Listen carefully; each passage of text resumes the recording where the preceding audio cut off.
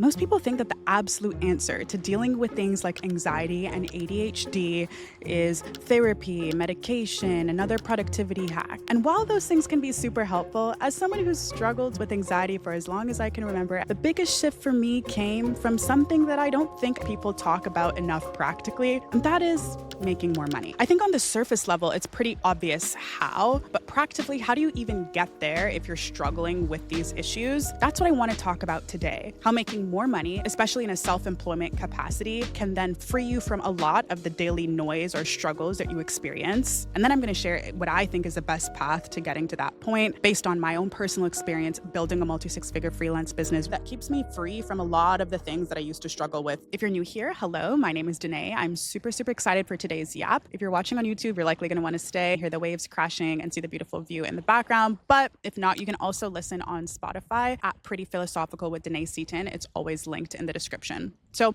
I want to start off by saying that as a person of faith, I believe that bettering my relationship with God, praying and reading the Bible has been the biggest lever I've pulled to help ease anxiety. I also have done quite a few rounds of therapy in the past, which also has been integral in my journey. And for more severe cases, obviously medication can be very helpful. This video is not to say that none of those things work or completely dismiss them, but practically, I think that money definitely solves the daily frictions. And you don't even have to be super wealthy either. I'm definitely not at the current moment of this video. However, I'm 25 years old. I have a multi-six-figure freelance business. I have multiple other income streams. I'm completely responsible for myself. I often work remotely in different countries like today, I am in Croatia on, I think it's a Wednesday. I honestly don't even remember what day it is. I woke up peacefully without an alarm. I prayed, I meditated, I looked out at the view. I'm actually at the Airbnb with my other friends who are self-employed who, funny enough, have severe ADHD, who also have complete ownership of their life. This is something we discussed and what prompted the video. So obviously, financial stress increases your anxiety. That's a given. So if you have just bare bones control over your finances, it can significantly help your anxiety. When I first graduated from university and I saw all my student debt, I felt sick to my stomach.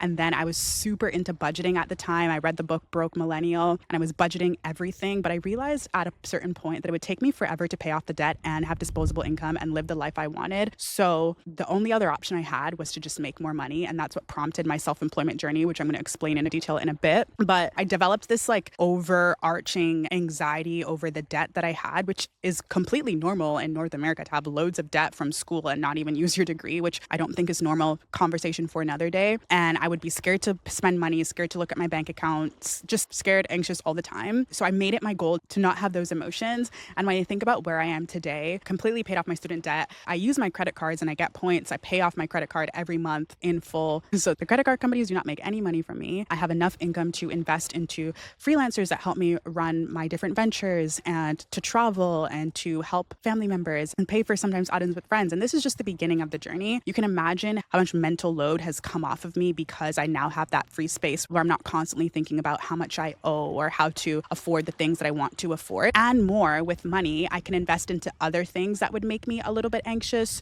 So I invest heavily into my health, go to good gyms, trainers, obviously therapists, as I mentioned earlier, coaching, mentorship to help me build the business, travel, which can create novelty and inspire you and give you a zest for life. All of these things regulate your nervous system. And surprise, you need to live above a livable wage at the baseline to do these things. So of course my anxiety hasn't completely disappeared. I'd be praying, I'd be taking ashwagandha, I'd be taking CBD. However, it definitely lost its grip on my life. And I think that's the most important. I am the furthest from the ADHD brain possible, to be honest. I'm super type A and very rigid, I would say. But having close friends who struggle with this, who are actually way more financially successful than me, millionaires, they say the same thing because oftentimes when you have a lot going on in your mind and you aren't able to let ahead, it makes it way easier to deal with that when you have, let's say, enough money to purchase things on the fly or pay your way out of situations. So if you have ADHD and you're constantly late and then you have to take the bus somewhere, being able to spend money on efficiency and convenience with an Uber, or if you forget something, knowing that you have more than enough money to go buy something on the spot. Whereas if you don't, you would be budgeting and it would be in a very sticky situation and there would be a lot of issue, that kind of thing. But also often some people with ADHD hyperfixate on specific things, which either actualizes in you just hyperfixating and nothing coming out of that, or you can hyperfixate and literally build $1 million business. A lot of really great famous entrepreneurs have ADHD because you can enter this like quantum insane sphere when you actually lock in and do things that other people might struggle to do or are locking for longer hours. So ultimately, having money buys back focus. It gives you enough to buy tools, support, systems, and it also helps to remove that death by 1,000 cuts in that scarcity mindset in the least woo-woo way possible, because this is supposed to be a very practical video. Money is energy, and if you have that energy, you free up bandwidth to live and build, and that is the most beautiful thing. And to really help you visualize this and to put this in perspective, which I hope helps to motivate you, every time you increase your income, more things in your life will start to feel free. So at a bare bone livable minimum wage, you can only spend money on specific things, and it's budgeted to a T, because once that's done, you have to wait for your next paycheck. That's one thing. That's why also, again, I'm going to get into the self-employment thing and how to do this practically in a bit, but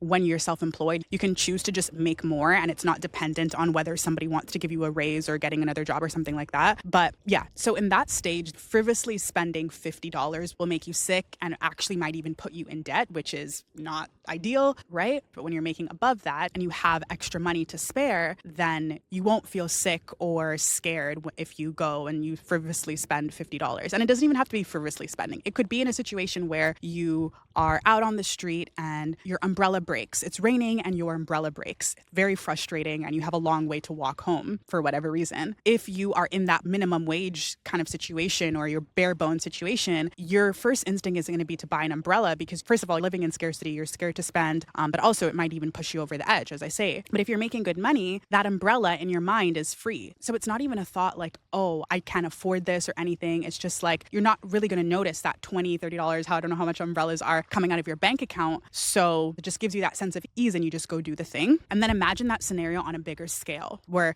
let's say, spending $1,000 isn't something that you would notice necessarily leaving your bank account, and it's something you can spend. Or if an emergency happened, that's like, you don't even have to really think about it. It's not even going to make one sweat bead come out of you. You're regulated fully. And again, every time your income increases, the amount and the things you're able to do that feel free get bigger and bigger. And that is such an underrated feeling. But I hope everybody listening today can begin to experience at the extremes. For me, I'm able to pay my rent, my bills, save, invest. And if I wanted to, I could order, let's say, food almost every single day, eat out, that kind of thing. I don't, but when I do, I don't think about it. I can do little trips like this, work remotely, and not worry about it after that. And it feels, quote, free. And that has absolutely done wonders for my anxiety, again, in comparison to when I first graduated university and I was just thinking about my debt all day, every day. So how do you get there? This is the path that I took, but I'm not only going to share the path, I'm going to explain exactly why I think that it's the best path, especially for somebody that deals with anxiety or ADHD, because of course you could make more money at a job, but I think that self-employment and freelancing give you that extra layer of freedom and autonomy, which then I think even more so regulates your nervous system. So don't worry, I'm going to cover as much as I can in this little chunk right now, but in the description, I have a 4-hour crash course where I unpack this and answer any question that comes to your mind. It's good.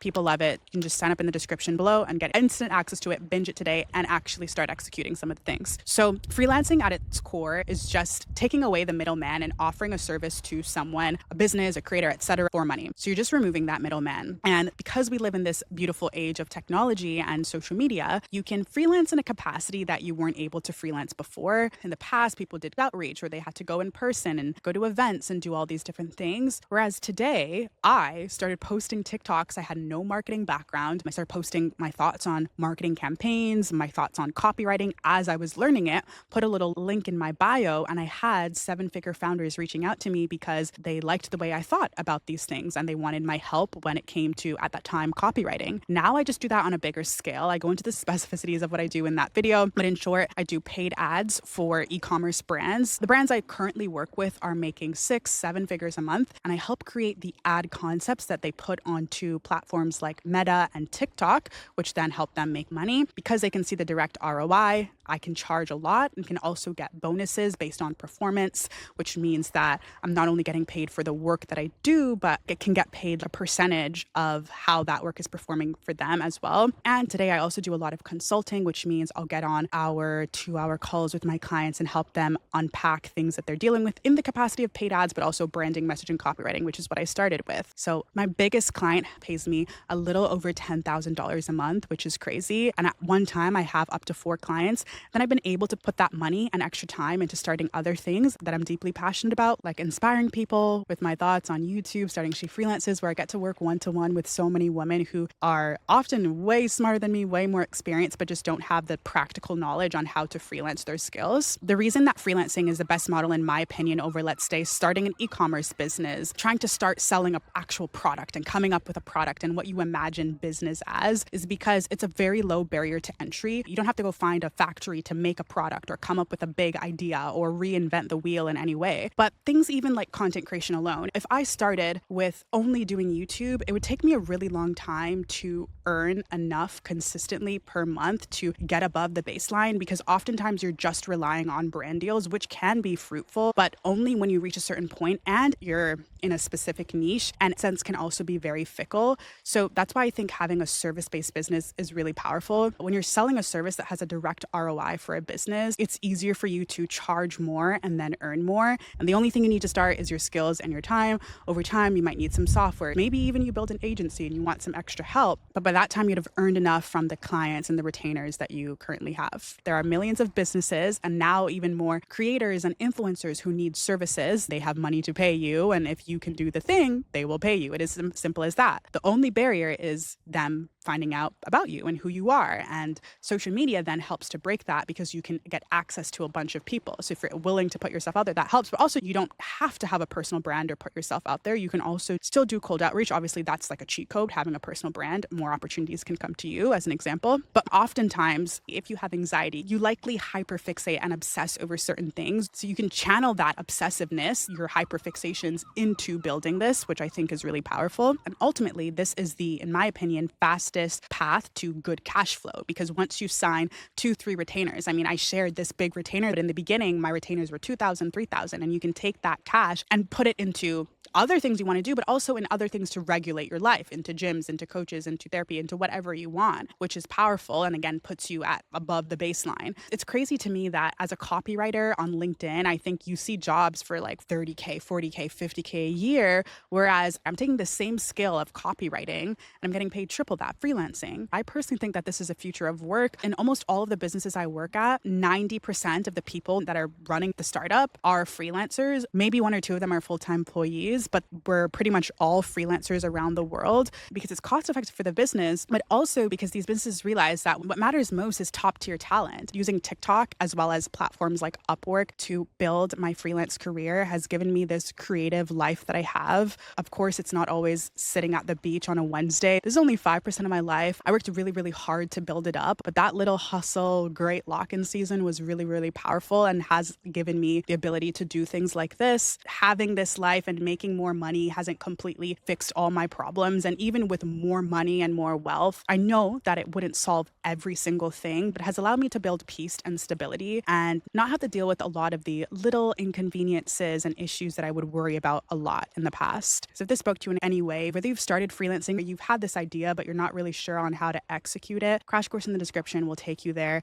It will help 10x the journey for you. With a little bit of grit, sacrifice, and intentionality, your life doesn't have to be just about survival. We have so many tools and access to opportunities that we are gifted to, especially in the West. Like, there's people in this world who will never get to watch a video like this or make use of the things that I'm sharing because of the lottery ticket of where they were born. So I think if you have the ability to, why not try? It's like, if this all doesn't work out, at least I can say I tried. And in doing so, my life has now not just become about survival, but it's about creation. So yeah, that's it. We'll talk soon. Bye, guys.